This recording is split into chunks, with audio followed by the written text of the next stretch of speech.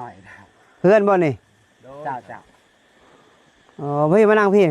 มันนับถือสนใจ อ๋อแล้วกินอยู่จังได้กินอยู่จังได้ กินหากินไปอะไรเงี้ย มีลูก2 คนโดย แล้วเอายังเลี้ยงลูก หา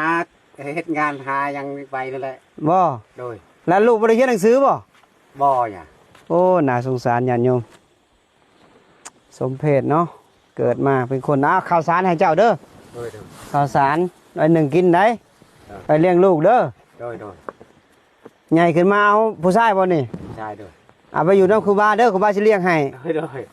เห็นบ่ โดย สิส่งให้เฮียนพร้อม โดย ดีอยู่นำเจ้ามันสิบ่มีอนาคตเด้ โดยโดยไหม ไปบ่เฮ้ย ไป ฮะ นั่นน่ะ เอาบ่ให้เงินนะบ่ไปเนี่ยบ่ให้เงินเด้คันไปได้สิให้เงินไปบ่ เอาลูกนมเอาซะโทษลูก ไปบ่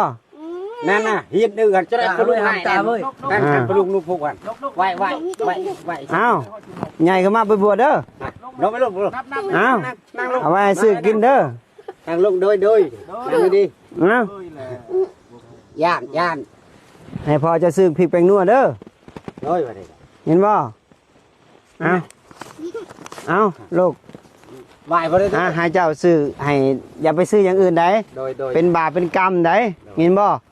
เอาไว้ให้ทานไว้ซื้อบักพริกแป้งนัวซื้อข้าวซื้อน้ำเลี้ยงลูกเด้อ โดย นี่ญาติโยมญาติธรรม เผือกกินมันแต่ละมื้อเลยเลี้ยงลูก เฮือนน้อยสำนี่ถ้าพ้นตกสิอยู่จังใด รอยก็ยังบ่ฮู้เลยเนาะ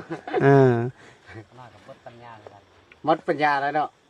มดปัญญาบ่แม่นเฮาขี้ข้านบ่บ่แม่นเฮาลิ้นอย่างอื่นบ่ บ่หยัง บ่เนาะ โดย และพ้นตกฟ้าห้องจะอยู่แบบนี้บ่ โดย